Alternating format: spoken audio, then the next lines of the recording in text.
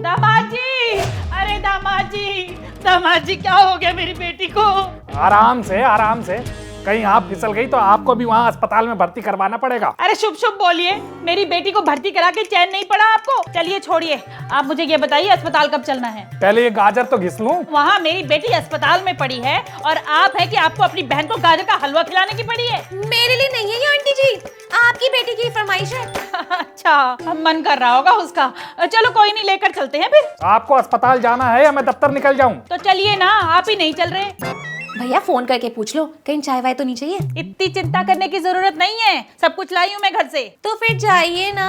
बोलिए अपने भैया को उठे। चलिए। ये दरवाजा क्यों खुला छोड़ दिया? कुत्ते घुस जाएंगे घर में। हाय मेरी बच्ची, मम्मी तू कैसे आ गई? हाय कैसी तबीयत है अब तेरी? मम्मी खून चूस लिया अस्पताल वालों ने मेरा। हाय कीड़े पड़े उनके, देखो तो कितनी कमजोर हो गई है। बैठ तू, खड़ी क्यों है? बैठ। तुम कब आई मम्मी? अरे उनकी छोड़ो, तुम ये बताओ तुम यहाँ कैसे आ गई? छुट्टी हो गई मेरी। क्यों?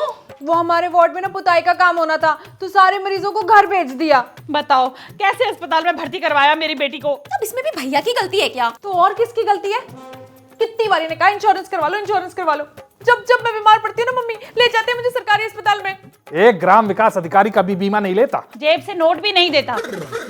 आते ही लड़ाई शुरू करवा दी भाभी आपने। तुम तो चुप ही कर जा सुशीला, जब देखो बिना बताए मुंह उठा के मेरे घर चली आती है। मेरा जब मन करेगा मैं तब आऊंगी यहाँ पे। किसी के बाप का घर नहीं है, मेरे भैया का घर है। ताव तो देखो इसके, हैं? लग रहा है कहीं से कि छोटी नंद बात कर रही है। छोटी ननद हूं तो क्या कारपेट की तरफ बैठ जाऊं क्या भाभी के लिए? अरे कोई चुप करा लो इसे। और लोग भी तो चुप हो सकते हैं। हाँ, आपको तो और लोग ही नजर आते हैं, अपनी बहन तो नजर आएगी नहीं। ऐसे तो होली तबीयत ठीक मेरी बेटी की यहाँ पे। तो ऐसा करिए, ले जाइए अपने घर। और नहीं तो क्या। देख ले बेटी, ये है तेरा घर। बहन के आते ही तेरे वश से बाहर हो गया ये आदमी। मैं कोई नाग हूँ जो मुझे कोई वश में करेगा? नहीं, तुम नाग नहीं हो, लेकिन ये जरूर नागिन है जो आए दिन बिना बात के मुझे डसने चली आती है। कोई फायदा नहीं है इन्हें ये सब बोलने का, इनके कान पे जू नहीं रेंगेगी।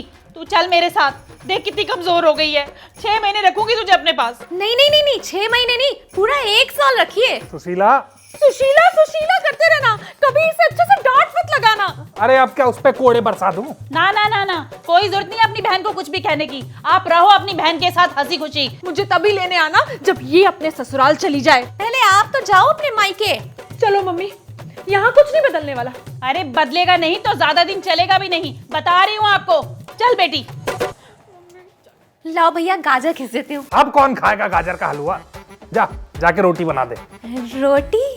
क्या हुआ? भैया कलाई में थोड़ा सा दर्द है। तू भी कम नौटंकी नहीं है सुशीला।